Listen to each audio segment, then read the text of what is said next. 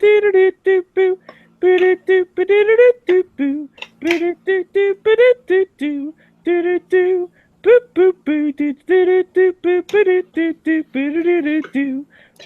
we have the twins separated at birth. Smiggy 42 and Wendy in the same chat, live on gunchannels.com.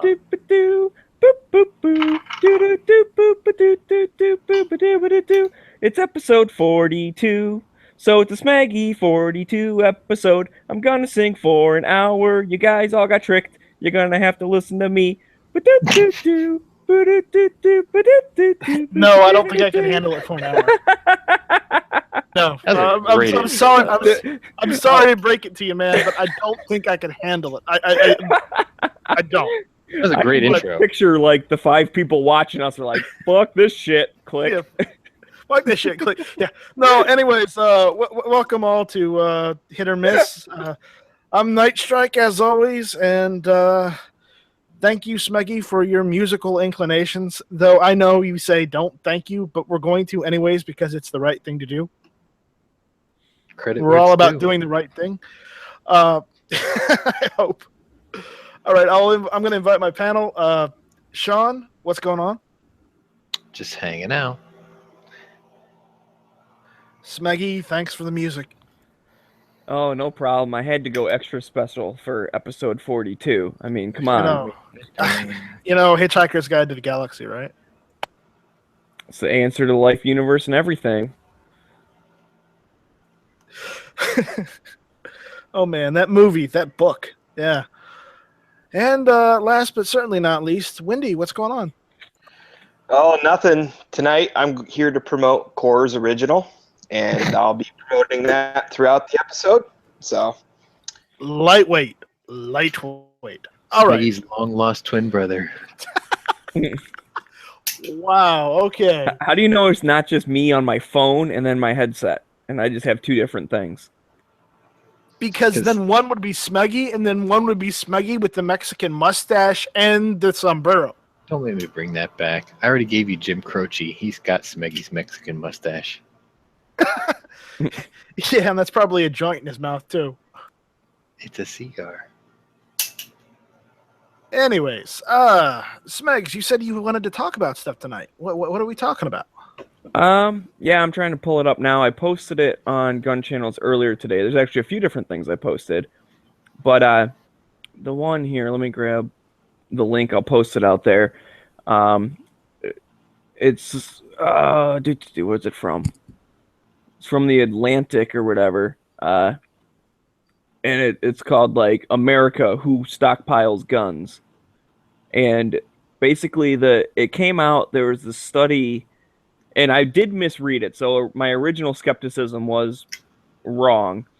But it says that roughly half of the nearly 300 million firearms in the United States are concentrated in the hands of a tiny sliver of the U.S. population. Just 3% of American adults own some 130 million guns, according to The Trace and The Guardian. Which that's not half, seeing that America has 320 million. Well, that's why, and that's the thing, right? So they said nearly half, only short by 20 million, and then approximately maybe 3%. Like it's just kind of crap. But and I don't know. I haven't read. Apparently, there's a study somewhere. I didn't go look it up, but I just found the way this article is talking about. It just kind of talks about like, who are these types of people that are keeping guns. Let's say the portrait of gun ownership represents the equivalent of about 17 guns per person amongst a group of super owners, and the 7.7 million Americans who own between 8 and 140 guns each. Okay, so what you're saying is sweet. 1/3 of the United States population has all the guns that would overrule the population, yeah? Something like that? Yeah, I don't know. I mean, I don't know if their point is to like scare people of like, look at these nut jobs who own tons of stuff. Well, let's just fucking bring up shoes and women then. Right, or Marco, Sorry, he's a big like shoe collector guy. I mean, if women outnumber us like what 2 or 3 to 1, then that means that there are 70 million men and 21 million, or sorry, 210 million women, and yet there's something like 5 billion shoes. Right, but shoes aren't scary and evil. I don't know, man. There's some pretty gnarly stilettos out there. So, but anyways, I do want to kind of read a couple of these things here. The super owners are emerging at a time when the number of guns in the country is rising. The nation's stock of firearms is swelled by 70 million guns since 1994, blah, blah, blah, blah, blah. The percentage of gun owners in America has dipped. So basically, in other words, there's more guns to go around, a shrinking population of gun owners. And then they mentioned that, a quarter of Americans will respond to say that they own guns, and more than 1/3 of Americans say they have guns in the household. Which, when I originally read it, I had originally thought that they were saying all of the guns were owned by 3%. I will admit I skimmed over a little. I was confused. And so I was like, well, later in your own fucking article, you say a quarter of Americans say they own guns. So that's way more than 3%, you dumbasses. But, I was wrong. I had misread it. It's got to be more than a quarter, though. Well, and that's the thing, right? Because they get those numbers. People call up and say, hi, I'd like to answer a survey. Do you own guns? And most people will sit there while they're cleaning their guns and say, nope, don't have any. Don't come knock on my door. You know what I mean? That's what I would do. Yeah. And that's the thing. And wait. You guys answer the phone? Well, no, not really. No, if I don't recognize the number, it's on the block list. Same thing here. I don't answer the phone unless I know Especially who if it you is. don't leave a message.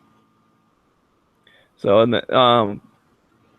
so then they kind of start talking about these super owners. Super owners are a distinct form the larger group of gun owners in several ways. For one thing, they are more likely to be men than women, even at a time when gun ownership amongst women is on the rise. Well, that's cool. And then one area of overlap, both women and super owners were more likely than overall gun owners to say they own guns for protection. So they're basically saying, okay, super owners, they're men, they own guns for protection, and then like a new study, blah, blah, blah, they found they were also less likely to be black or Hispanic compared to the rest of gun owners. So white men who need guns for protection are these so-called super owners. That's what they're trying to paint everyone as. So they're basically painting a demographic of what we have elected for president since the beginning of time. White Anglo-Saxon Protestant men. That's not going to hold up very well, is it? Well, and the thing that I'm wondering is, they say, okay, they're like, if you look at the super owners, I really don't really like that word, but whatever. At least they're not calling them arsenal owners. Like at least super owner is a little nicer. But if you just look at, okay, what's the number? I wish I had an arsenal. Right.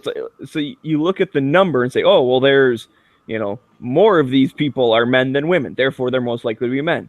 Or more of these people are white than black or Hispanic. But if you look at the overall population, like white's still the majority. So it's not by percentage. Just say, well, there's 500 white guys and there's 200 black guys. So therefore, you're more likely to be white. Like, it doesn't make any sense. Boy, they must have a real problem with me being a, quote, arsenal owner and being of mixed descent. Like, that just blows their whole theory right out of the water, doesn't it? Got to watch out for the mixed guys. Yeah, because, you're not white. Well, and to be fair, they didn't say all, but they said most, more likely or less likely. So what they mean is more than 50% are men instead of women, and more than 50% are white instead of minorities. Okay, don't tell B-Girk or Colin Noir. Yeah, I mean, let's just throw statistics out the window.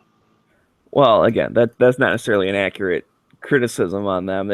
But I just think, I guess my point is, why even bring that up? Why does that matter? Because they want to... They're trying to rile people up and play the race card is what they're trying to drive a certain agenda.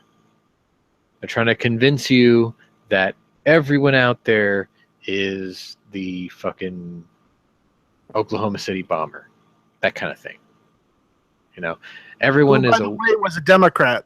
right. Everyone wants to Everyone wants to be labeled a white supremacist, Islamophobe, homophobe, evil person, even though everyone who's ever been caught in these mass shootings lately have been registered Democrats. Hey, what's up with that? What is up with that? New World Order and New World thinking. No, you mean no world thinking. There's no thought process in all of That's this. the whole demographic they're trying to push. They're trying to say that these people are people who have had enough and they're fed up and they're going to buck the system and they're going to attack everybody, even though they're the registered party of free thinkers.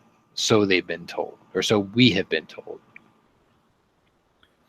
All right. So just kind of finish this up here. They do say something, data on gun ownership in the United States, remains fraught largely because of political and cultural intensities around the topic. There's no official tally of how many guns or gun owners there are in the United States, though many surveys and organizations have produced estimates. Tracking gun deaths is arguably even more complicated. No, it fucking isn't, because when there's a death, they get reported to police, and then they say, oh, hey, look, we'll give that number to the FBI or whatever. But they basically they set that sentence up to be like, oh, the Center for Disease Control, aren't allowed to do studies because it's a public health issue and blah, blah, blah. So they're bitching about that. And but they do say gun right advocates are arguing, or challenging the reports that ownership is dropping. And then they go down to a quote. It goes, really? 3% of American gun owners own half the guns? That seems widely off the mark. Mike Bazinet, I don't know his last name, whatever, a spokesman for the National Shooting Sports Foundation, wrote an email to Beckett Fuckhead. On the surface, this survey sounds like a part of an ongoing effort to minimize gun ownership to make more gun control seem politically achievable. And that's the ending the article on that. So I thought that was a good quote from the dude from the shooting sports place. You said 3% of the American population own half of all the guns? That's what they're saying. That seems a bit much, doesn't it? That seems like 1% own 90% of the wealth or whatever. It's that's what they're trying to compare to. Yeah, that's the framing of the argument. But I mean, they're trying to draw a parallel between wealth and gun hey, ownership. You know what? I just thought of something. If I get a couple more guns and I get up to that, more than 7, then would I be considered a 3%er? Well, apparently I'm a 1%. Yeah, I think it might be time for a new patch from G-Web's, a 3%er patch. Hey, I want a 3%er patch. I want a big bore 1%er patch. Let's think. I mentioned the 3%er thing because isn't that like for cops and military or whatever? I wasn't trying to be disrespectful. It was just a joke. But let's answer DF2. Isn't there question. some? Oh yeah, let's answer it. How many guns is too much? I would argue whatever you can't fit in a truck. I would argue when your safe is full and then they're bumping against each other and getting marked up.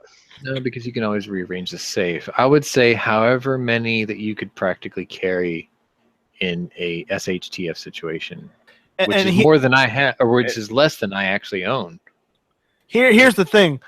In my opinion, and granted, this is all the opinion of our panel, but my opinion is if you can own as many fucking cars as you want, you can own as many fucking guns as you want. There is no limit. And anyone that says there should be a limit needs to be taken out and beat in front of public because, they're trying to enforce their views and enforce, a useless law or a rule on you that the Second Amendment doesn't say that's there. Thanks, Jay Leno. I would say that there is no such thing as too much. I would say too much in practical carrying terms, but if you have a collection like I do, the vast majority of my collection is guns that I enjoy that I found in TV shows and movies. And none of the guns that I have from TV shows and movies are cheap guns. Like the first gun that I bought for my collection, I sold a car for. because I just thought it was really cool, which I'm actually holding in my hand as we speak. But there's no such thing as too much as long as you can, maintain your collection. If you know where everything is at and you I would enjoy say it, as long as you're paying your bills and eating food, yeah, then you can buy more guns. as long as you can buy it within your means. Yeah. When it gets to the point you're sacrificing that, and not that Night Strike, not that there should be a law against how many, or not that whatever, but just from a practical standpoint, too many is when it's affecting your quality of life. Sure. Just from a moral standpoint, Sure. like it's just Okay, Absolutely. I'll concede on the point if you're a hoarder and you hoard guns like that. Yeah, you probably should be doing something else if it's that bad as you see on TV and whatnot. Hoarding, I don't recommend hoarding. Okay, that's why I totally buy support usually hoarding. less than 4 a year. Well, no, you've seen hoarders. They collect a bunch of different things, but they don't prep. Okay. Yeah. The difference between a prepper and a hoarder is a prepper has, they prepare for literally any situation, but a hoarder just hoards all different stuff that they're eventually saying they're going to sell or it's going to be worth something, and they just let it sit there in a pile. They don't neatly pack it. It just gets bigger. The pile gets bigger and bigger, and you don't want that. Okay. Hey, When the balloon goes up, those hoarders are going to be really glad they have all those back issues of New York Magazine hanging around. My Dagant revolver was the first trade I made that added to the collection that wasn't part of my, quote, guns from movies and TV shows. But then Hardcore Henry came out, so everything was good. Okay, we got a comment here on the YouTube side, and I want to address this because we're talking about the 3%. And here's Sure. the thing: one of the guys is saying 3%. The 3% comes from the revolution. 3% of the population took up arms against the British Empire. At least that's what we've been told here in the United States. And during the American Revolution, only 3% of the colonists were the active resisting force against the king's tyranny. In I the think colonies. you'll find that the population of revolutionaries was far more than 3%. Well, that's the recorded. There probably were more. It's probably more than we think.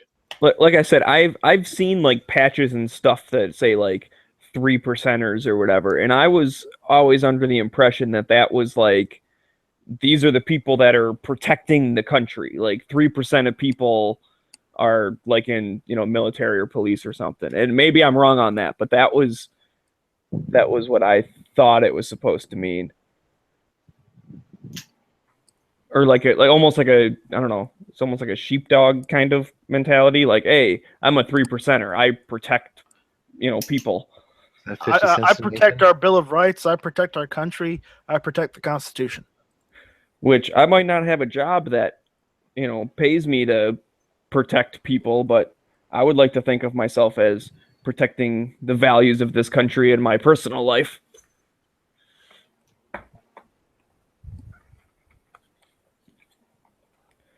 But either way, Right. And Right.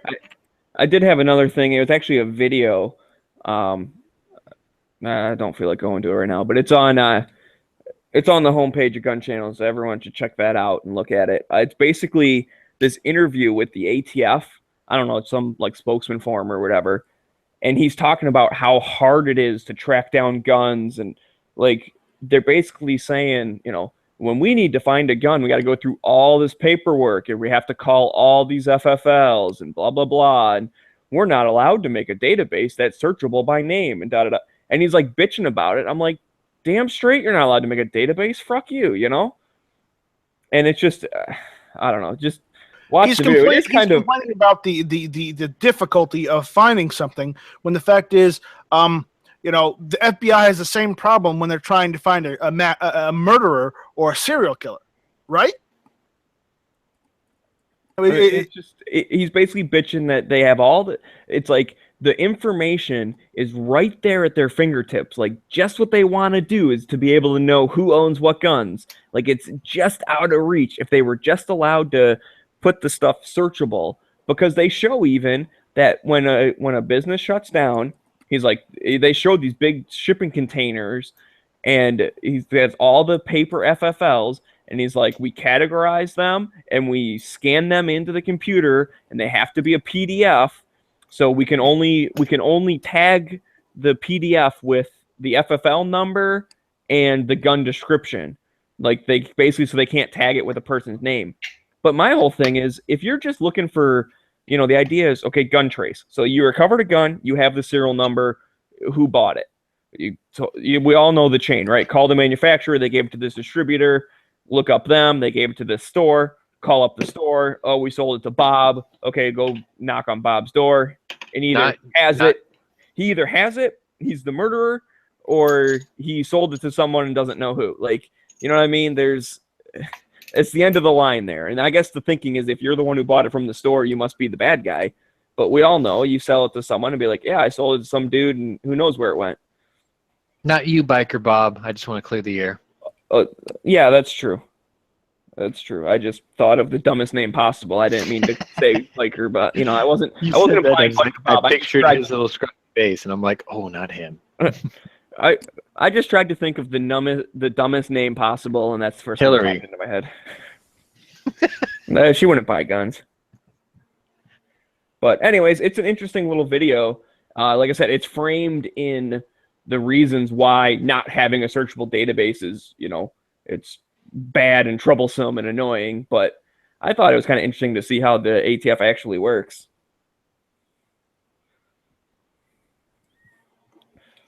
So, but that's all I got there, Night Strike. That's the end of my ideas for topics. So.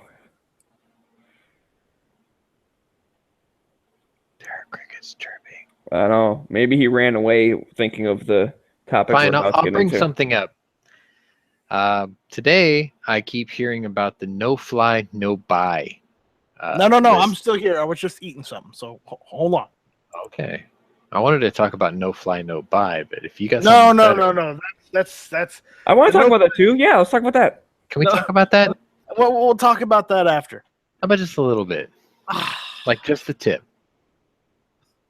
Let's play just a tip. I want to play just a tip with no fly, no buy. Because right now, it's okay.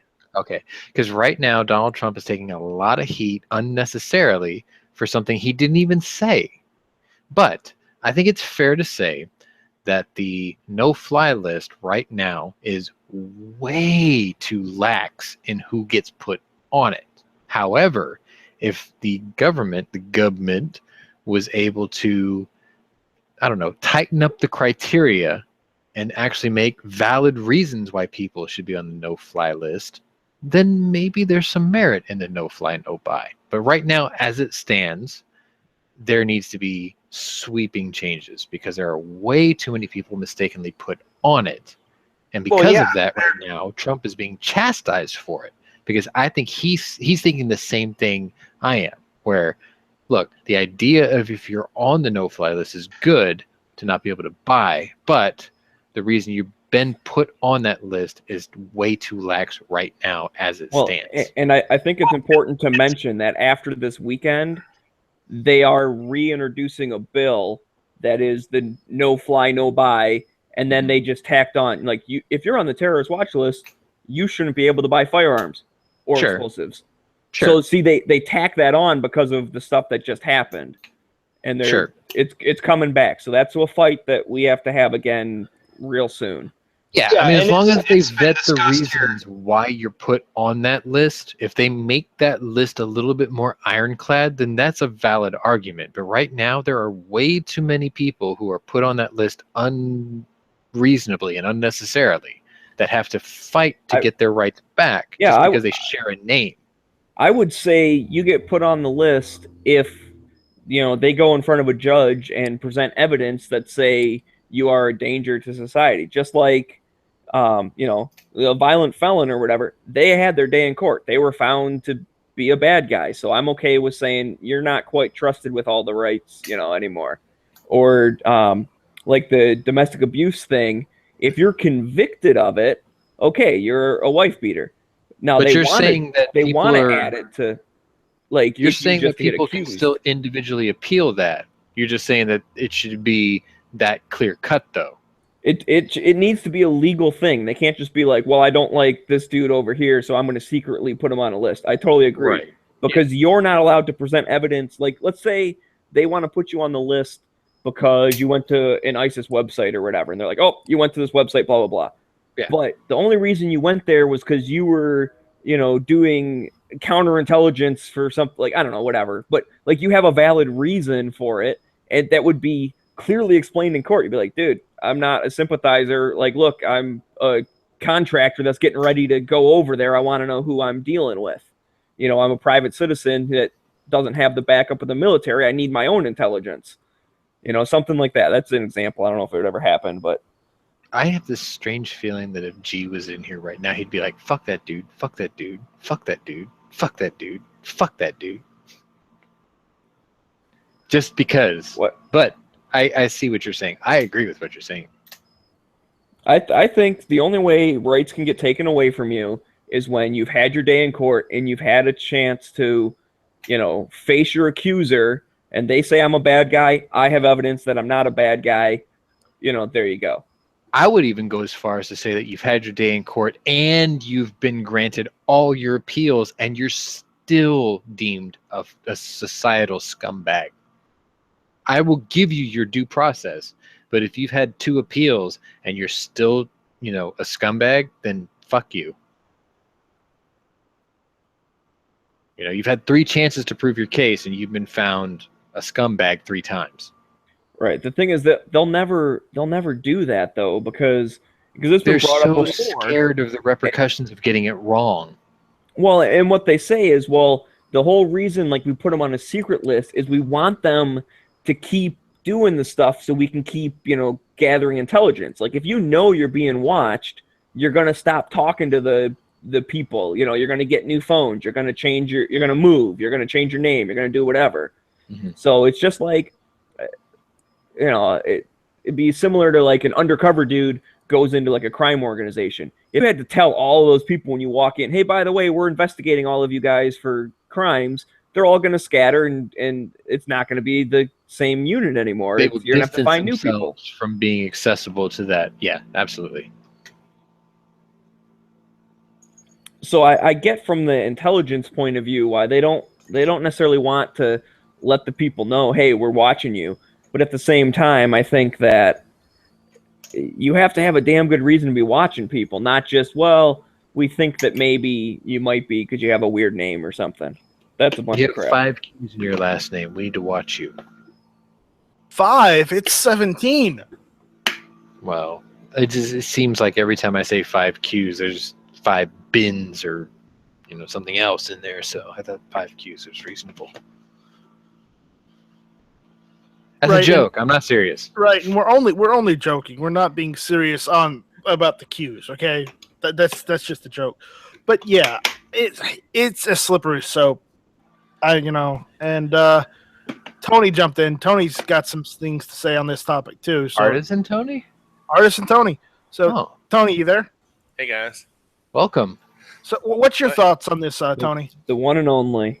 I guess I'm willing to take a chance on a few bad guys having guns so that I don't have to worry about getting put on a list because of my political views.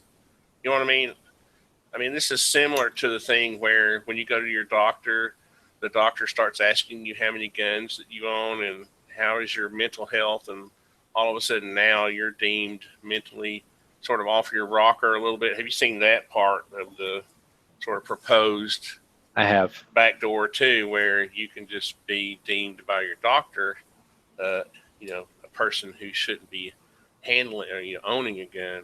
It's to me, it's similar. The no-fly list is similar to that, where how do I know who's the arbiter, who's the holder, who's the judge? How do I know I'm not on the list? You know what I mean? Right, and that's the thing. That's their game plan. They've been doing it for a while now because they have the majority of Americans and probably even gun owners and I don't know, whatever. Anyway, so the idea is there is a list of bad guys, whether they're convicted felons or adjudicated mentally unstable or whatever. There's a list of people that can't be trusted with guns. And everyone says, yeah, okay, we agree. Crazy people and criminals shouldn't have guns. They say, great. Now we're going to add these other people in because they're kind of crazy. And we're going to add these other people in because they're kind of criminals. And then we're going to add some more. Then we're going to add some more. Next thing you know, it's going to be exactly what they wanted, and it'll be damn near impossible to get a gun. That is their end game. That's what they're doing with actual insight on that, because I am a psychology major. I actually did minor in criminal justice, and I have been background checked for therapy, for personal therapy.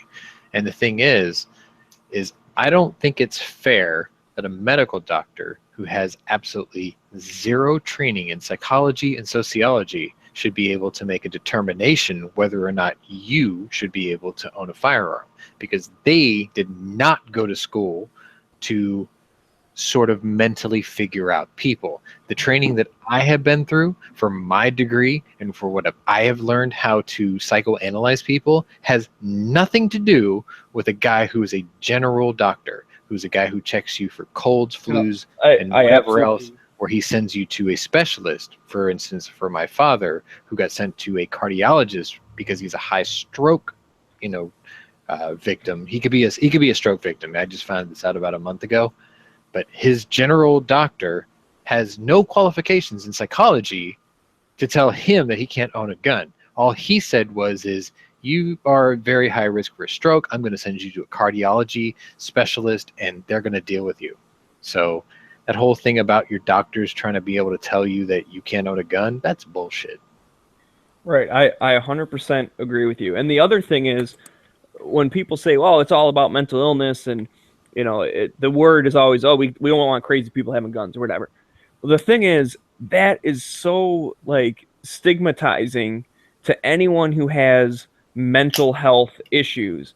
There are plenty of people that maybe don't function great, but they get along, and they're not violent at all, and there's absolutely nothing wrong with them. I have a cousin whose mental capabilities are not up to par, and he gets along fine. He goes to work. They tell him what to do. He does it. Everything's great.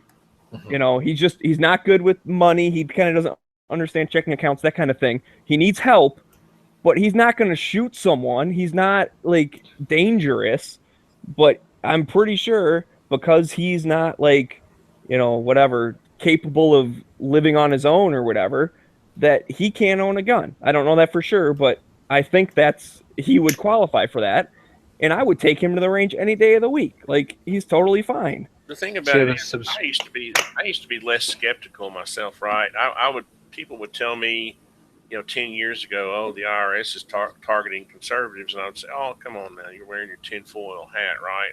Sure. Well, now we all know that was actually a fact. So, for someone to say that, someone, and I don't know who's the psychology major. When you said it was bullshit, you meant. I was trying to understand what you meant by that. You meant it could be a possibility, or it wasn't a possibility that you could be targeted. No, I was saying that a general practice doctor does not meet the qualifications to psychoanalyze somebody to say that they're unqualified. Because that's not where it ends, right? Your doctor just makes a note on. He can make a referral to a psychologist or a sociologist. That's right. But your general doctor, your family doctor, they should not have the right to stop you in your tracks right there. They should refer you to somebody else who may be more qualified to. But, that's a process, and you have the way to appeal that process or present your case to say, look, I served my country for 28 years and I have a little bit of PTSD, but I still have my head on straight and I still want to protect my family. That should not give my general practice doctor the right to say, you are a danger to society. You can't own a gun. And that's see, bullshit. Vets are the first people that come to my mind when I worry about this kind of thing, with the mental health issues and taking away, their gun rights. Right, because they're the lowest hanging fruit for an up and coming doctor to make a name for himself, saying, I was the guy who stopped this. For no good justifiable reason either. So I guess I'm just saying I'm willing to take a chance there's at this point the percentages are pretty low, right? There's not that many people on the no-fly list. There's not that many people that we have to worry about. I'm willing to take a chance that I'm going to meet up with somebody, a bad guy with a gun. More, I'm ready to take that chance than trust the government with the ability to tell people on that list they can't have a gun. Does that make sense? Absolutely. I think I would be willing to take that chance as long as the government has not taken away my ability to be able to carry and defend myself against said people. Sure, without a doubt. Yeah, but you also have to realize that, if they do get that ability to add those people on that list and say they can't buy guns, as you guys have stated, there's the trickle down effect. They'll start adding a different, set of people and a different set of people to the point where, a domino effect where, nobody can own any. So I really don't think that a no-fly, no-buy list will actually do much of any good. Just like how they say, oh, the 4473, is really effective. It's not all effective. going to boil down to the criteria that puts you on the list. Right now, I would concede that it's way too easy to be put on a no-fly list. All you have to do is have a name similar to somebody who poses a threat, and you too are on that list. I'm saying that if there was a better way, just like immigration, coincidentally, to vet people that puts them on said list, then if that stopgap was put in place where it was effectively useful, then you would only be on the list. If they were on this list, and they're not citizens of the United States, they need to be exported. If they're citizens of the United States on this list, they need to be brought to trial ASAP, because just having your name on a list and taking away rights, that's a whole bunch of horse shit. Yeah. I mean, this is for citizens only, obviously. I mean, we're not talking about people who aren't legal citizens with like social security numbers and whatnot. We're talking about people who are on the no-fly list who are, natural born citizens who just might happen to have the name of some guy who isn't one who came over here who is on that list. That whole vetting process that put the innocent guy on the same list as the guy who deserves to be on there, that needs to be more effective. And I think people like Trump, who says that they believe in the no-fly, no-buy, I think that's their original intention. They're saying, look, the system is a little bit too lax, but if we make it work as it was intended, then we should be able to enforce it. It's just like the immigration thing and the refugee thing. He's saying, look, the idea is if we vet them properly, then we should be able to allow them here. But because we aren't able to figure out who they are and what their alliances are, we should hold them off temporarily and say, look, you wait there until we know who you are, and we'll let you in as a normal, resident alien who's just coming here naturally. But until we know how to do that, we cannot allow you there. Besides, his argument is perfectly sensible, because we talked about this in the pre-chat. The whole idea is, if we evacuate everybody in Syria who wants to leave, there's going to be nobody there left to fight, which means the enemy wins. But if you set up a safe zone nearby, these people don't want to leave their hometowns. They don't want to leave where they were born. Why the fuck would anybody want to come halfway around the world and be displaced when they were born there? And they think that they're the ones that are being disenfranchised. They want to fight for what they believe in. Don't relocate them 30,000 miles away.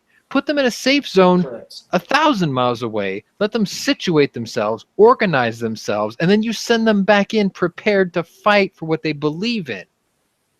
Or rebuild for what we can't rebuild anything if they all leave. If everyone leaves, then the enemy wins because they're the only ones left. We have fighting-age men leaving in droves here into the United States. And unfortunately, among those people who are coming over here are wolves in sheep's clothing, posing as the same kinds of people. And then they get over here on a refugee visa, they radicalize, and they act out their aggression. And see, the whole vetting process is what we have to be watchful of, because look at this guy, the current New York bomber. His own dad tried to call the FBI, right? And Right. they ignored it, right? Well, no, they said that they didn't have enough sufficient evidence to actually raise a case against him, so they had to back off. Right. But the fact that they suspicion was raised should have put a flag on that guy's name. Mm-hmm. And that wasn't done. They just literally said, "Oh, well, we don't have enough." So my point is motive. My point is really goes more to motive on who is on the list and who is not. Then, in other words, you have some people who sympathize or empathize Sure. with that cause, right? Yeah. But they don't empathize with our cause at all. So you're more likely to end up on the no-fly list than the New York bomber is. So, what I'm about to suggest would put me on a no-fly list, but I told Night Strike about this earlier. You see, right now we are a very bifurcated society. We have multiple fronts fighting viciously against each other, and I'm going to borrow a G-ism here, but what I would suggest is if we have a very liberal government right now who is willing to put the nation's population and security at risk, then when that nation's population is wrongfully killed because of said security risk, the people involved who allowed them here should be held personally responsible for those deaths as accessories to murder. And I think that one could argue that if somebody had the bravery to say, "You Congress people who allowed this shit, if a single American dies, if a single drop of blood on American soil is dropped because of your decisions, you are considered accessories to murder, and 7 of you will publicly hang for treason for sacrificing the security of the American people and letting them in here."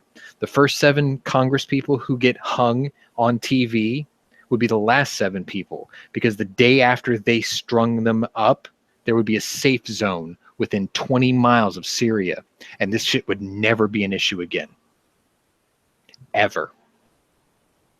You see, you put the responsibility in their backyard, and all of a sudden, they don't want to risk your backyard. Here's the thing about liberals, and I don't know if I can explain my view on this in a few minutes, but their arrogance extends so far that it's so deep, and their self-proclaimed intellectual level is so adept that they don't actually assume that physical things actually happen. It's all more like philosophy to them. So they Sure. don't actually assume that weird things or bad things. They're willing to put your security at risk because they have their own security detail, and they don't have to face these risks like you and I do. That was kind of where I was going ultimately, was that I don't think they actually, honestly, I don't think they actually think they're putting Americans in physical harm, because they're so arrogant they don't actually get to that point in their heads. They're so aloof that it's all sort of academic to them. It's sort of an intellectual game with them, that, and I can't really put my finger on this, that they can almost, this is how they dodge sort of scrutiny or even being indicted for certain things. This is almost like that affluenza teen case. Yeah. What you're saying is there are some people who are so accustomed to being protected by security details that they think that's the norm, and they think that they can put these policies in front of the rest of the populace because they think that the populace has the same security details that they do, and they don't. Well, and they're disillusioned by that. It's the let them eat cake philosophy, right? No. I think some of these guys are so disillusioned by the idea that they're protected that they think that everyone is protected in the same fashion, and they're not. Yeah, no, it's the philosophy. It's the I think it's the utopian or the dystopian. Dystopian is more correct, but it's the belief that no one is a bad person in the world, and no one is out to get anyone, and the world is perfect as it is, and we don't need any protection because we're all protected anyways. Right up until it happens to them. And then it happens to them. It's more of an intellectual exercise for them than an actual, hey, there's an AK there going off, you know what I mean? I think delusion sums it up best. Delusion, yeah. Delusion. Well, since I have the audience's support right now, I don't want to screw that up. Can we go on to the next thing about the Bill of Rights we talked about earlier? Can I just add something real quick to what we were talking about there? And then we can move on. Sure. Go for it. So, you mentioned like, oh yeah, the liberals don't think that they're putting anyone at risk because they have their security or whatever. It's kind of a similar thing.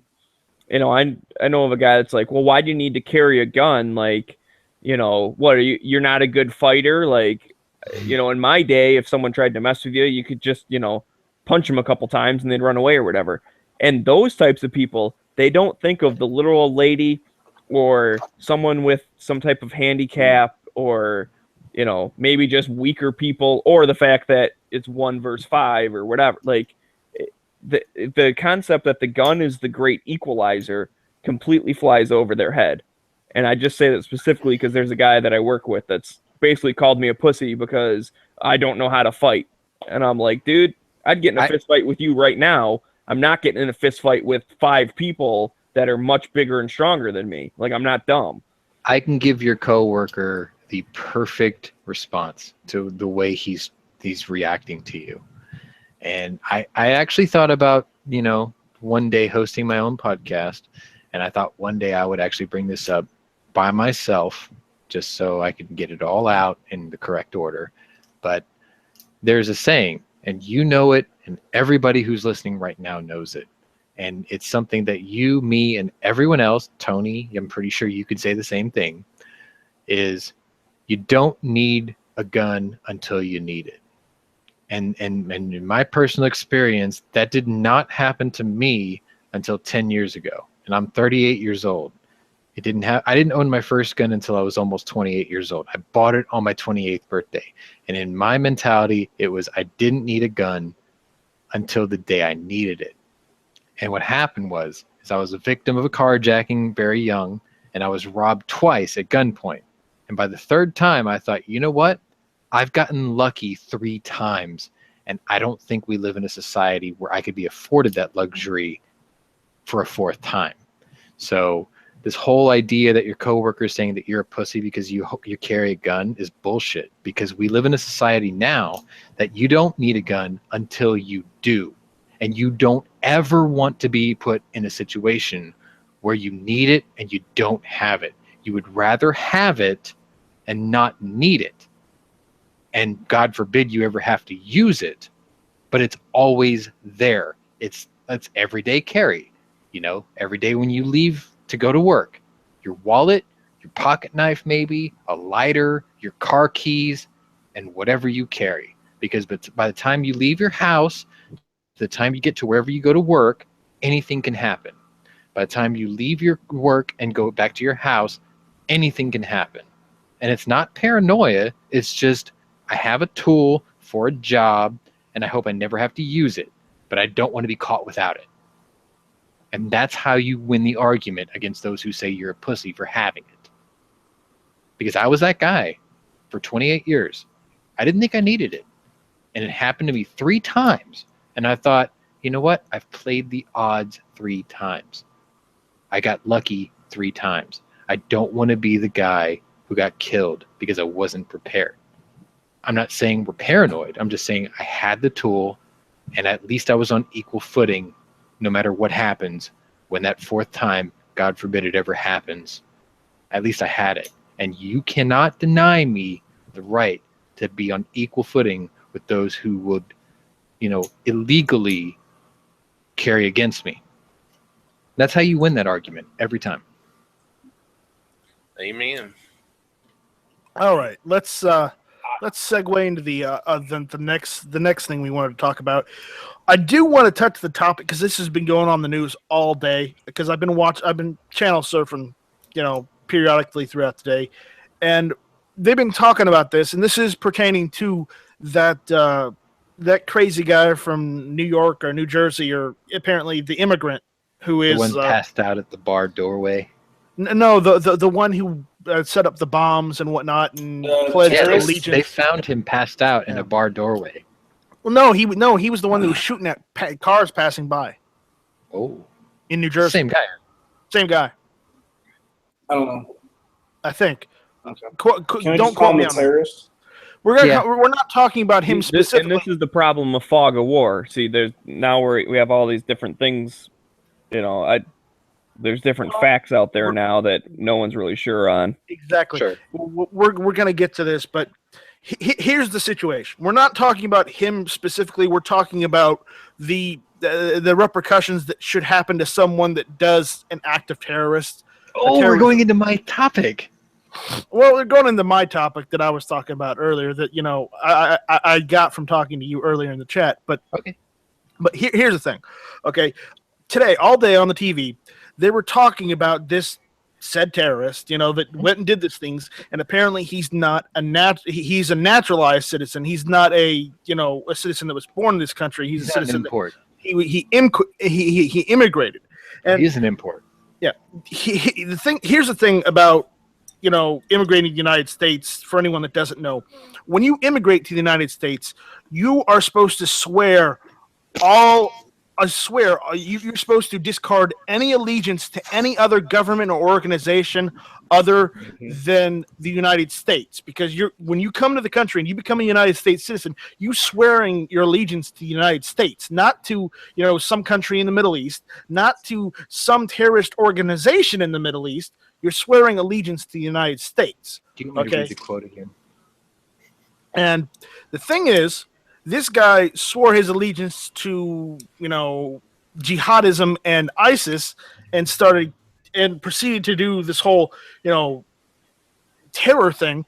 And what they've been saying on the TV is that he should not be charged. He's not to be treated as a regular criminal and have it go through a court case for 20 or 30 years because, of what he did. They're saying that he should be, that the American law should not be applied to him because he did a terrorist act and he should be in Guantanamo. And was he resettled or did he actually immigrate? No, he immigrated. So he was a citizen, right? Well, he was a citizen. He's an immigrant. He became a United States citizen. But he's a citizen. But the thing is, he's afforded our.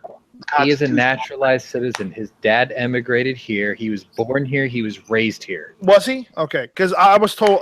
Dad I was told called the otherwise. FBI and warned him that his son has some influences outside of the United States, and he's very concerned for his son's well-being. And the FBI was unable to come up with enough evidence to prove that he was a domestic threat, and they dropped it and they ignored his father's warnings. Now let me finish, okay? Now. Here is the argument that's been going on all day. It's the fact that because he has literally, within doing so and pledging his allegiance to ISIS, he has renounced his American citizenship by committing this act of terrorism. Okay, so the issue is because he did this and pledged allegiance to someone other than the group other than the United States and his country, that the American laws don't apply to him because he renounced his citizenship. This is what you and I talked about earlier. Yeah. So Well, I would agree to that. So normal American law would not apply. Government military law, concerning terrorism and terrorists would apply to him instead. That's So a he should be in slippery Guantanamo Bay instead of a hospital, in New Jersey. I'll tell you why that's a slippery slope. Had he been a resident alien, you'd be absolutely correct.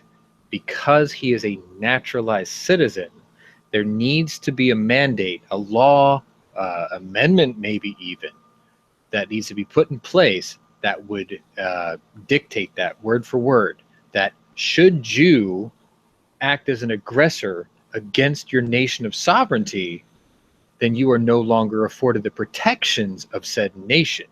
So you're pretty right. You're like 90% right.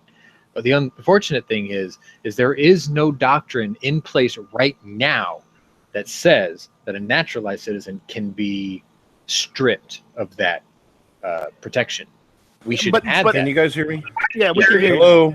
Yes. Yes. All right, cool. Oh, there. I just want to point out something.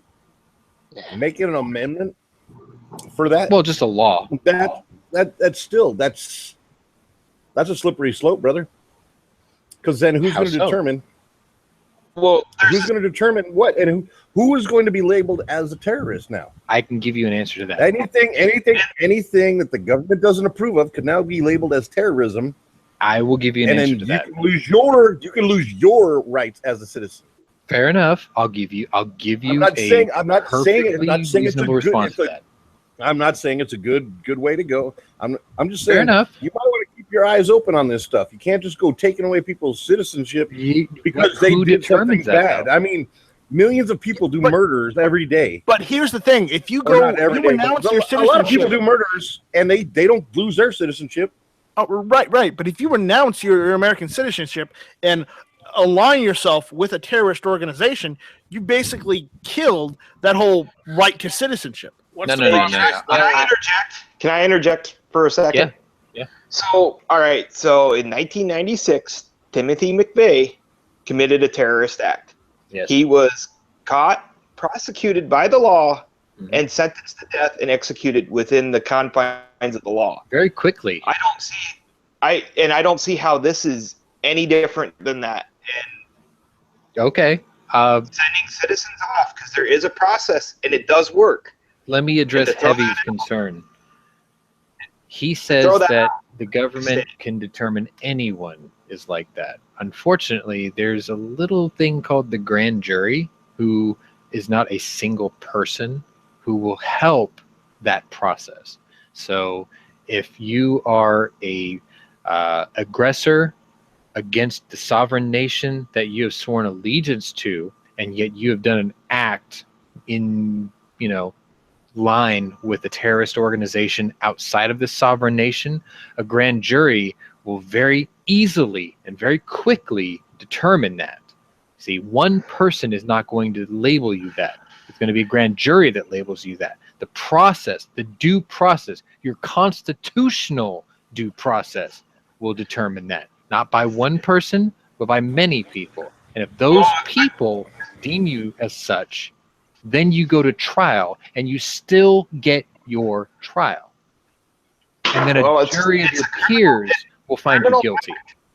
So you should go to court, not go to some prison outside the confines of our country forever. No. The thing is that the grand jury finds you still within your citizens and legal rights. You go to trial. If they find that you posted videos with ISIS ties, then fuck it. Too bad. Okay, you've already claimed your This is allegiance. a bad idea. So it's a horrible idea. Go ahead, Wendy.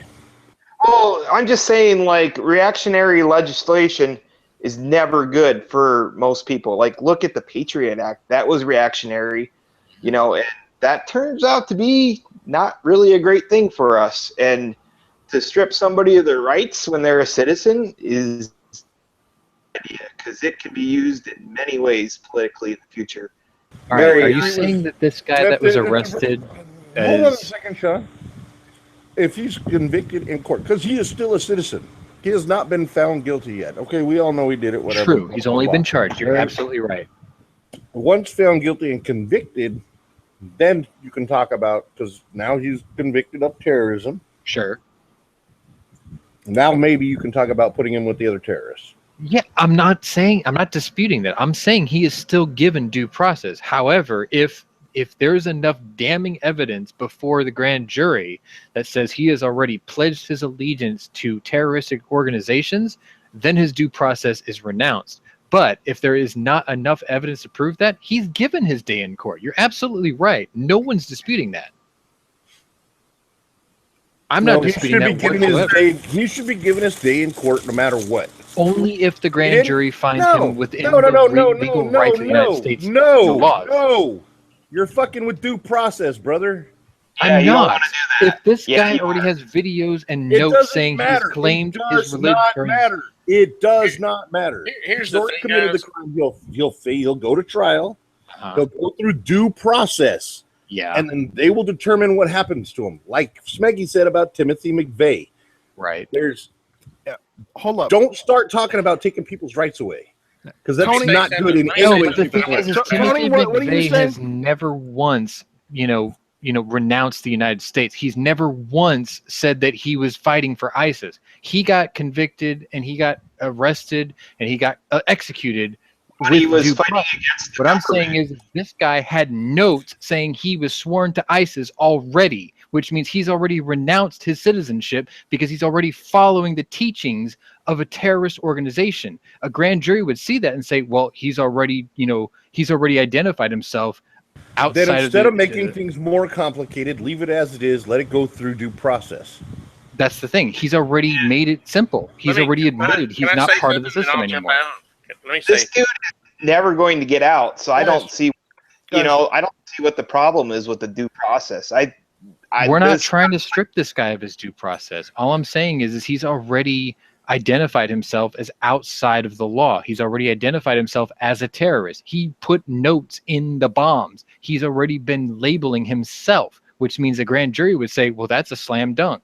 Now, if there was any question to that, you're absolutely right. He's allowed due process. Timothy McVeigh did not, swear allegiance to ISIS. He got due process. He was found guilty. He was summarily executed very quickly through the system. These are two completely different cases. well, I mean, at the point that there is a grand jury, that you really haven't skipped due process, honestly. The grand So- jury determines due process. Right. So it's not like you've actually skipped that process if you're Exactly. actually at that point. Exactly. They are the My arbitrator of my if point this is- guy is getting his due process or not. I'll put my 2 cents worth and I'll jump out. Thanks, not Strike, for inviting me in. But I think at some point, we have to be careful that we it's almost a sign of weakness for a country as powerful as us to not give someone, what I mean? It's almost like an act of desperation that you go at these guys without giving them due process. That's just sort of the way I look at it. If a U.S. citizen doesn't have his day in court, he doesn't have due process, we actually have lost something. That's a sign of weakness to me. You're right. You're right. You're absolutely right. If this guy did not, claim his allegiance somewhere else, if he did not write notes saying that he has followed the teachings of an outside influence, he should be allowed and afforded his due process. However, if he has identified himself, if he has proclaimed himself, if he has, declared himself outside of this process, then he's already indicted himself. That's the difference. Then try him for treason. I think, yeah. I mean, what's I what think is the that's what he's actual facing. process, though? If I just have a little too much Tennessee moonshine one night, and I'm in the shower and I'm singing, I'm like, screw the United States. I don't want to be a citizen anymore. Does that mean legally I'm not a citizen anymore just because? No, because you haven't done anything that harmed the lives of others. You can say that because that's your First Amendment right. You can say, hey, fuck America. But tomorrow when you wake up with a throbbing headache, you could say, look, I was a little out of my mind, whatever.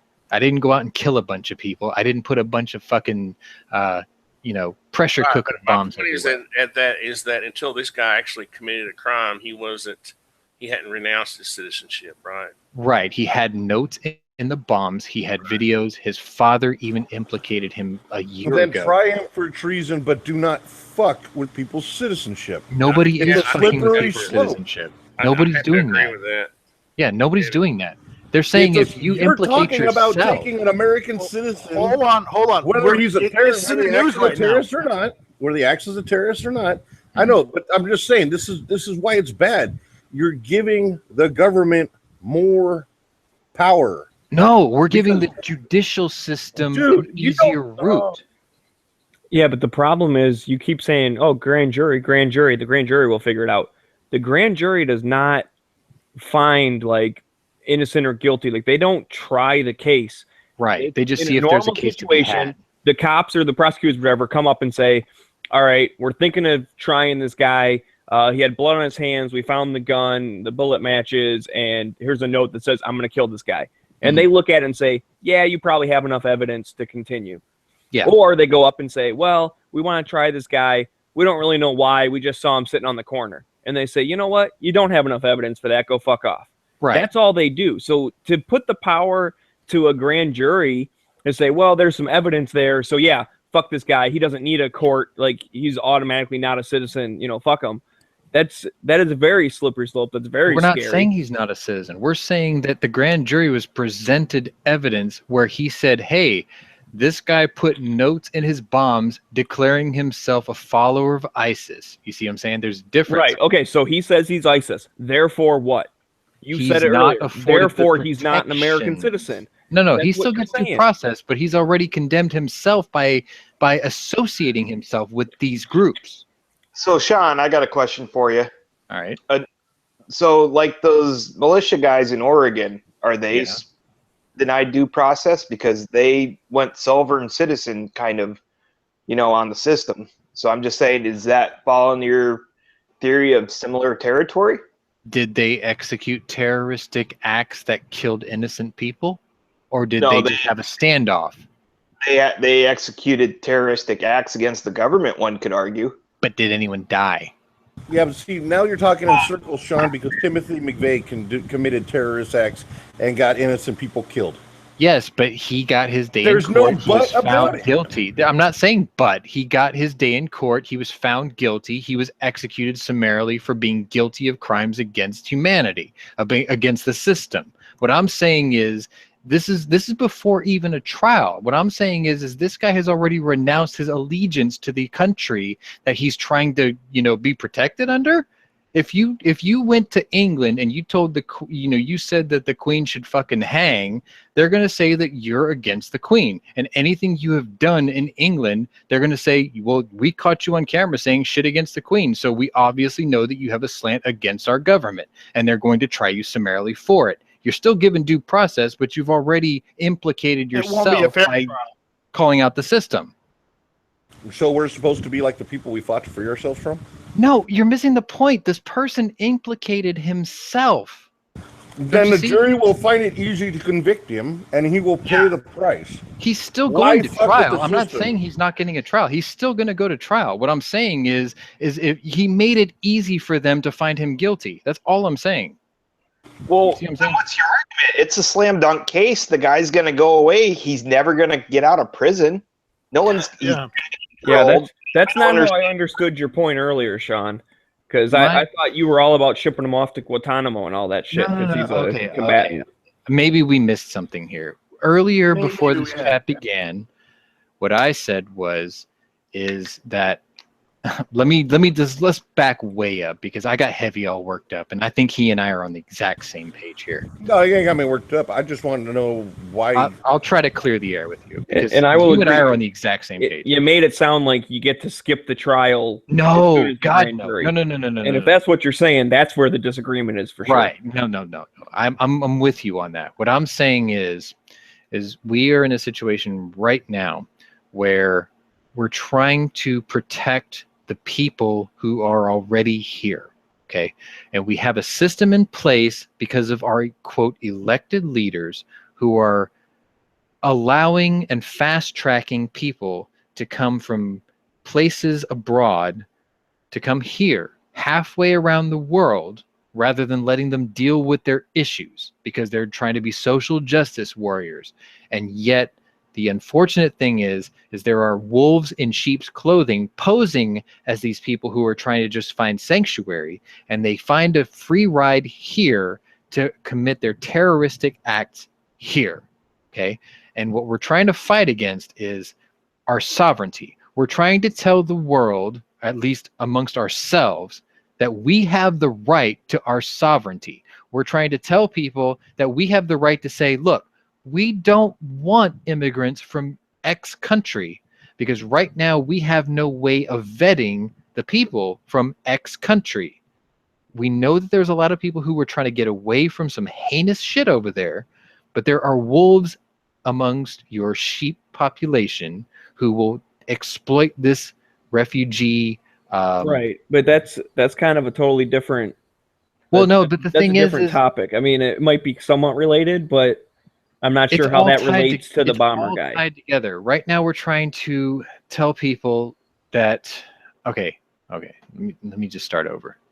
I had this crazy idea that there would be a leader someday who would say, "Why are we fighting the Bill of Rights? Why are we trying to reinterpret the First Amendment? Why are we trying to constantly reinterpret the Second Amendment? Why does the government have the power to reinterpret the 10 basic amendments in the Bill of Rights that were specifically designed to limit their power in the first place? Why are we giving them the ability to undermine the 10 basic rights that we wrote down that limits their power in the first place?" And if there was a president brave enough to say, government no longer has the power to change the Bill of Rights because those were made to limit us, that would be very popularly accepted by the people, because they said, look, we put those in place to limit you. You shouldn't be able to reinterpret that shit. And part of that is the Eighth Amendment. And the Eighth Amendment limits, quote, cruel and unusual punishment. Who determines what's cruel and unusual if you have already renounced your alliance to the nation that you are doing these acts against? Why should we protect those people who would completely negate what the Bill of Rights stood for? Why are we protecting them? And that's my argument. I'm saying, why are we protecting a guy who has already renounced his citizenship? Why did he write these notes saying he follows the teachings of Islam and ISIS, radical Islam? So you're saying, if I can summarize that, is because he pledged allegiance to ISIS, we can do whatever the fuck we want to him because it's not cruel and unusual because he doesn't. If he has get the rights of the Bill of Rights from society, right? then he no longer is afforded the protections of that society because he has chosen to separate himself. But he has made that choice for us. But then that would also imply that he's not eligible for a trial of his peers because he doesn't get that amendment either. He doesn't get the trial of his peers because his peers aren't in this country if he's already aligned himself with the enemy. Whatever. You see what I'm saying? Peers is always a dumb word. Sean? Like, my peers are all a bunch of nerdy, engineers and gun owners, and I'm not going to get a trial with a bunch of nerdy engineer gun owners. You might get lucky. Look, Sean. Yeah. Look, this guy's a bag of shit. All right. He should die in the most horrible way possible. Sure. I'm down with that. All right. The problem is, as you keep saying, that he's still a citizen, no matter what you say. He's still a citizen. He was still born here. He was not. He didn't get imported. He was born here. Right. So he's a fucking citizen. Yes. All right. It takes a long time to become a citizen even if you do come from someplace else. He was naturalized. He was born here. Okay, he didn't have to go through the process. My point on this is that even if somebody came over and spent the 10 years and all the money to become a freaking citizen of the United States, yeah, and then decided to do a terrorist act, they're still a citizen when they do it. Yeah. They have their citizenry. The reason we have to protect his rights is because we want our rights protected too. You can't just start stripping rights from people. And that's what it's coming down to. No matter how you spin it, no matter how you say it, that's what it would come down to. Let me put it to you like this. Put him through the court, try him for treason, try him for terrorism. Yeah. Let that happen. Deal with it. And if he's going to go through that, he will go through that. Well, then, right. That's what's going to happen. He will go through that heavy. What I'm trying to say is in situationally, I'm that guy. Okay. My mom she had to go through that process to become a citizen, right? I was born a naturalized citizen. However, my mom wasn't. My dad was. So I'm in the same boat this guy is, right? What I'm trying to tell you is if me personally, Sean Ponery, actually put out videos saying that I swear my allegiance to someplace else and I, denounce the country that I grew up in, right? If I went through all that stuff and I did something like this and I survived it and you guys arrested me, I don't expect you to treat me like a guy who didn't do that. Okay, I forfeited all my rights by aligning myself with something outside of what we have. And that's the way I see it, because I'm in the same boat, as growing up, as that guy. But I choose to follow my allegiance because I was born here and I was given, those rights, and I believe in those rights. I believe in the guy. I'm going to quote this. It's going to be a little windy. Just bear with me. But I believe in a guy who over 100 years ago said this. He said, in the first place, we should insist that if an immigrant who comes here in good faith becomes an American and assimilates himself to us, he shall be treated on an exact equality with everyone else, because it's a fucking outrage to discriminate against any such man because of creed or birthplace or origin. But this is predicated upon the person's becoming in every facet an American and nothing but an American. There could be no divide in allegiance. Any man who says he's an American but something else also is not an American. We have room for one flag, the American flag. We have room for one language, that's the English language, and we have room for one sole loyalty, and that is the loyalty to the American people. And any time you give up any of that, you aren't what that stands for, and you don't get the protections of what that stands for, because you have spit in the face of what that stands for. That's me off my soapbox. Okay. There's another thing that was said. That was Teddy Roosevelt, by the way. Yeah. Okay, great. I have this other thing that was said. You might have heard it. To give up freedom for safety, those who give up freedom for safety deserve neither. Yeah, you're right. You're right. Yeah, absolutely. Okay, right. so All right. And while, yes, we're discussing this, I know the YouTube side's getting a little antsy about this, but we're discussing this because it's been plastered on the news all day. They've been arguing back and forth whether, he should have the right to all the best health care, whether this guy should have the right to, to the rights if he's sworn allegiance to some agency or government or organization outside the United States. So, granted, these are all of our opinions on the subject, but we're just relating what's going on in the news and what every news channel is arguing right now. Okay, so Sure. Take that with a grain of salt. So none of this is plastered in stone. Okay, or not plastered, but set in stone. Anyways, I want to get to one question. We only get one question today. Is that the one you posted earlier? Yeah, it's the one I posted. I reposted here in the internal chat here. Sure. In the chat and the podcast. So basically, Patrick, I'm just going to use Patrick. He wants our opinion on ARs in 7.62x39. He's asking if they're reliable. Do they hold up like a 5.56? What is a good twist on 7.62x39? I wish Foose had stayed, but Foose jumped out. I guess he had to leave. I might have chased him off. I've done a little bit of research on 7.62x39 ARs because I thought about building one, and then I thought about against it. Let me finish reading the question, okay? Sure. He says he's seen some good deals lately. Femdom has a 12-inch free-floated in 1-in-7 twist for $549, but the thing is, if you get anything shorter than 16, you have to make it a pistol. Otherwise, you have to make it a SBS, a short barrel rifle, SBR. You have to SBR it. And I don't know if you'd really want to do that. Anyways, he says $549 at Bear Creek. Radical Firearms have the same thing, but 1-in-10 twist. He's already got 2 ARs. He's got a Ruger and an Eagle Arms and 223 Wild. Or should he just buy the CZ P7? He already has a P9 and he loves it. So, what are your guys' take on that?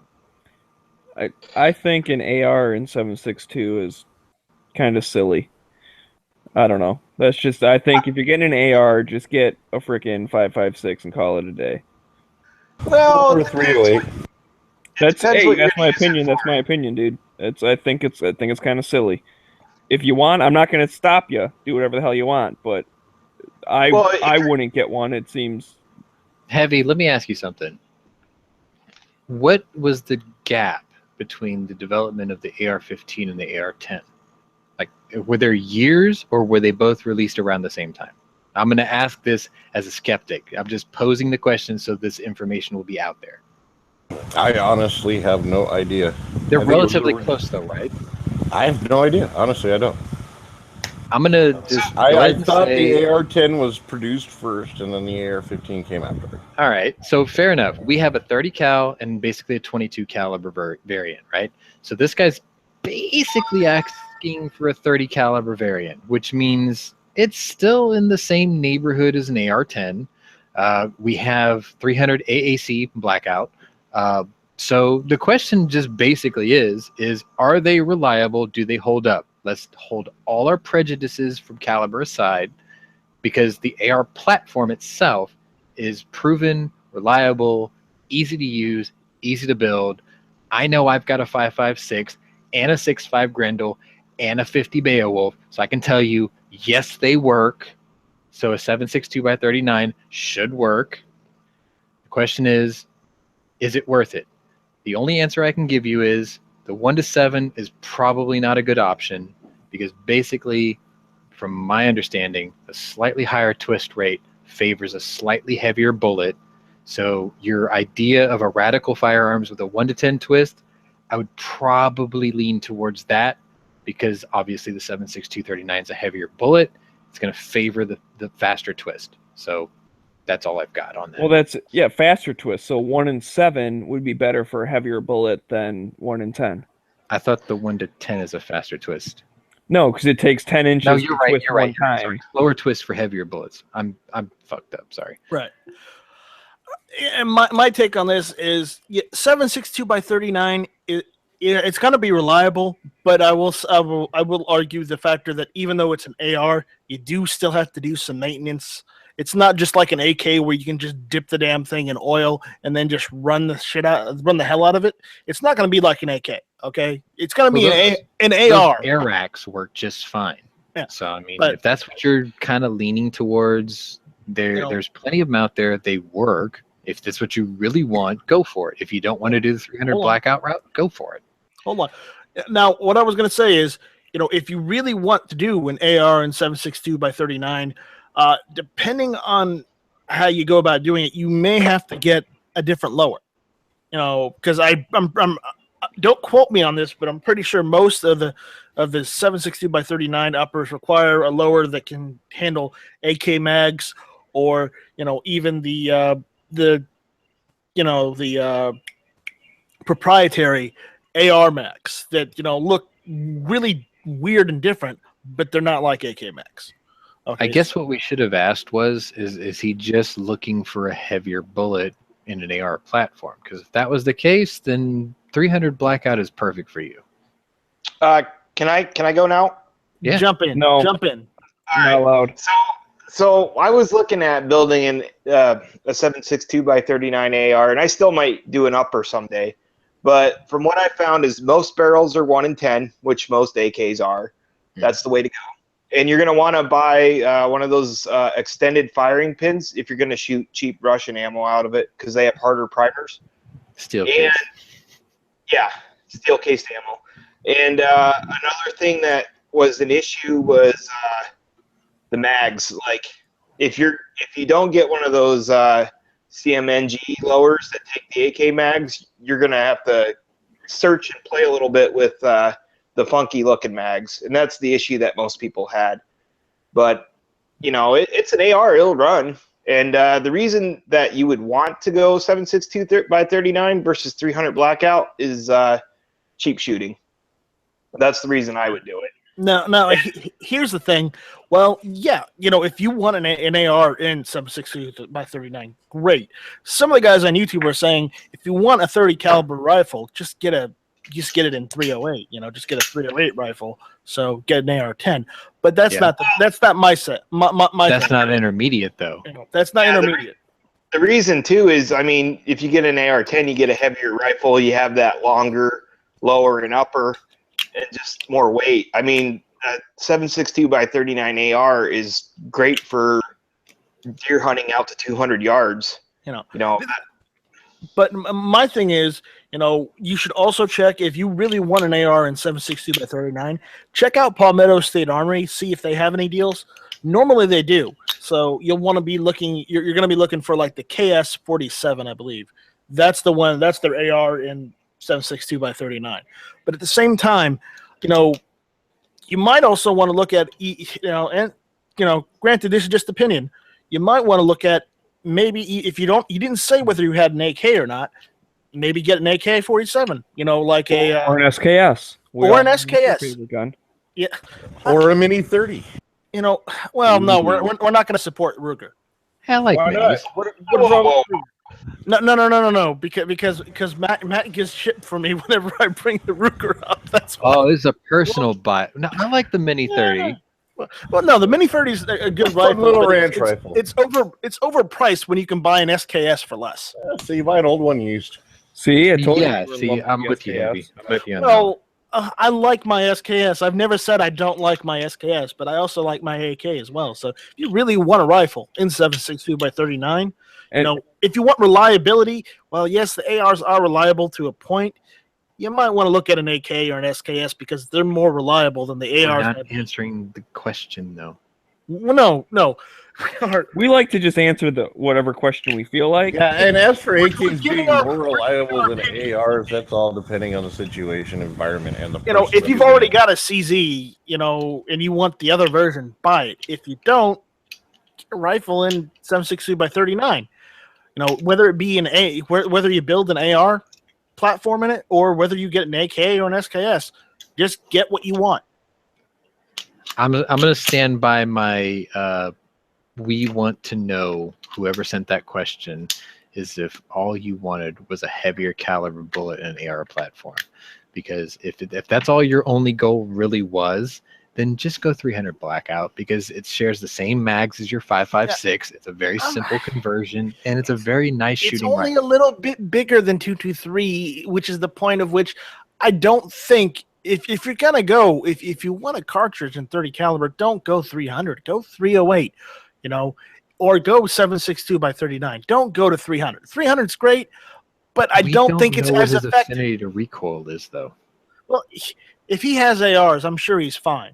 But he asked about an intermediate cartridge, not a full-size 30 caliber, 308 Well, round. technically, that's specifically about the 7.60 by 39. Exactly. That's an intermediate cartridge. So, I You're just right, picked the it is. closest thing. It is. But, you're throwing out 300 blackout, which is another intermediate cartridge, True. which doesn't answer his question. So, like Smeggy said, we just like to answer what we want to answer. So, there. Yeah. And this is episode 42, so I'll allow it because I get to do whatever the fuck I want. Because 42 is the answer to everything. We will Right. never have an episode 42 again, so. Well, let's We not all be agree on that. entirely true. The question is yes, go buy one in 1 in 10. That's the answer. Yeah. Yes. If you want Get an the ARs, radical 1 in 10 if you're going to do 7.62 by 39. Yes. And Radical is getting a really good reputation, and they're making They a are. good product for their And they're buck. 5 minutes from my shop, and I can walk over there and talk shit with them all day long. Yeah, and then they're going to ask you, "Where's your car, dude?" You remember that story? I do. It's like, dude, Yeah, I got where's a your car? downgrade on my 50 Beowulf because of that story. Yeah, anyways, anybody else has any questions that we can discuss next week? Send them to nightstrike1@gmail.com.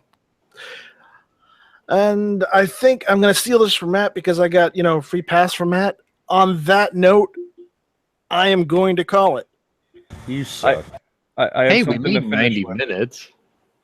But Smeggy, do you have anything you want to close with? Yes, I have something I would like to close with. Is everyone else plugged whatever the hell they want to plug? Friday night sites, blah, blah, blah, whatever Well, I else. don't have to now. You just You did. stole Friday night his side, thunder. Saturday. No. I'm sorry, Friday at 7 Pacific Standard Time. Is that this Awesome. week? Yeah, that's this week. Okay, good. Better be this week. I just plugged it. That's So, a quarter. Always unplug it and plug it again later. All right. Wendy, do you have anything you want to plug? Nope. I'm going to ask Sean. Taylor Swift. No. No. Don't turn into Flippy, please. Hey, he's going for the That's freak what show. I wanted to plug. I'm being honest. All right, so if that's all, I would just like to finish with.